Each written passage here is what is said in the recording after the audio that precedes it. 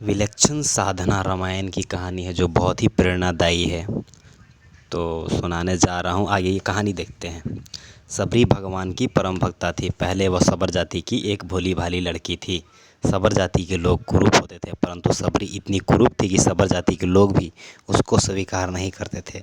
माँ बाप को बड़ी चिंता होने लगी कि लड़की का विवाह कहाँ करें। ढूंढते ढूंढते आखिर उनको सबर जाति का एक लड़का मिल गया। माँ बाप ने रात में सबरी का विवाह करके उसको रात में ही विदा कर रात में ही भेज दिया। लड़के को कह दिया कि भैया तुम रात में ही अपनी स्त्री को ले जाओ। लड़का उसको लेकर रवाना हो गया। आगे आगे लड़का चल रहा था, पीछे पीछे सबरी चल रही थी। चलते चलते वे दंडक वन में आ पहुँचे। वहाँ सूर्योदय हो गया। लड़के के मन में आया कि देखूं तो सही मेरी स्त्री कैसी है। उसने पीछे मुड़कर सबरी को देखा तो उसकी कुरूपता देखकर वह डर के मारे वहाँ से भाग गया। यह यह तो कोई डाकन है, मेरे को खा जाएगी। अब सबरी बेचारी दंडक वन में अकेले रह गई।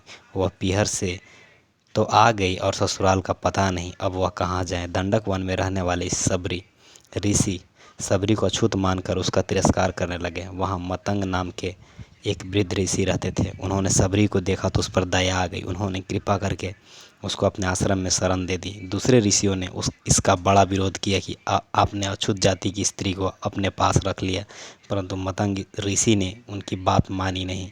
उन्होंने बड़े स्नेहपूर्वक सबरी से कहा कि बेटा तुम डरो मत, घबराओ मत, मेरे पास रह जाओ। जैसे कोई माँ बाप के पास रहे, ऐसे सबरी खुशी से वहाँ रहने लग गई। सबरी को सेवा करने में बड़ा आनंद आता था। सब ऋषि मुनि सबरी का तिरस्कार किया करते थे, इसलिए वह छिप कर डरते डरते उनकी सेवा किया करते थे। रात में जब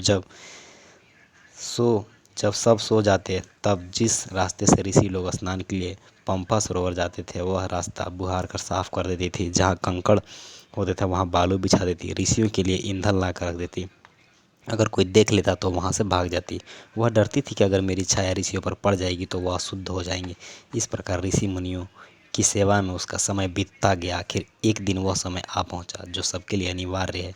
मतंग ऋषि का शरीर छूटने का समय आ गया। जैसे माँ बाप के मरते समय बालक रोता है, ऐसे सबरी भी रोने लग गई। रोने के सिवाय वह और करे क्या, हाथ की बात थी नहीं। मतंग ऋषि ने कहा कि बेटा तुम चिंता मत करो, एक दिन तेरे पास भगवान राम आएंगे। मतंग ऋषि शरीर छोड़कर चले गए।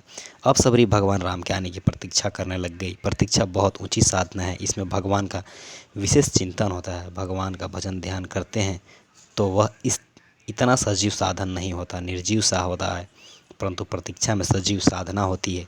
रात में किसी जानवर के चलने से पत्तों की खड़खड़ाहट भी होती तो सबरी बाहर आकर देखती कि कहीं राम तो नहीं आ गए। वह प्रतिदिन कुटिया के बाहर पुष्प बिछाती और तरह तरह के फल ला कर रखती। फलों में भी चखकर बढ़िया बढ़िया फल राम जी के लिए रखती। राम जी नहीं आते तो दूसरे दिन फिर ताज़े फल ला कर रखती। उसके मन में बड़ा उत्साह था कि राम जी आएंगे तो उनको भोजन कराऊंगे। प्रतीक्षा करते करते एक दिन सबरी का साधना पूर्ण हो गया। मुनि के वचन सत्य हो गया। भगवान राम सबरी की कुटिया में पधारे। सबरी देखी राम गृह आए, मुनि के वचन समुझी जीव भाए। दूसरे बड़े बड़े ऋषि मुनि प्रार्थना करते हैं कि महाराज हमारी कुटिया में पधारे, पर भगवान कहते हैं कि नहीं, हम तो सबरी की कुटिया में जाएंगे।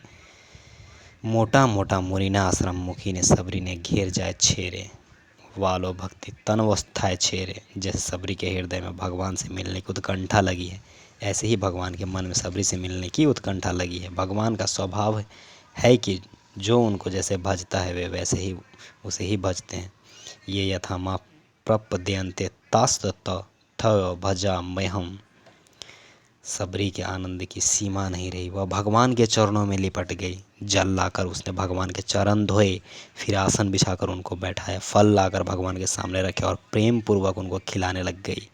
सबरी पुराने ज़माने की लंबी स्त्री थी। राम जी बालक की तरह छोटे थे। जैसे माँ बालक को भोजन कराए, ऐसे सबरी प्यार से राम जी को फल खिलाने लगी और राम जी भी बड़े प्यार से उनको खाने लगे। कंद मूल फल सुरस आती दिए राम कहूँ आनी, प्रेम सहित प्रभु खाए बारंबार बखानी। इस कहानी से हमें बहुत ही प्रेरणादायी शिक्षा मिलती है। Thank you friends, please subscribe.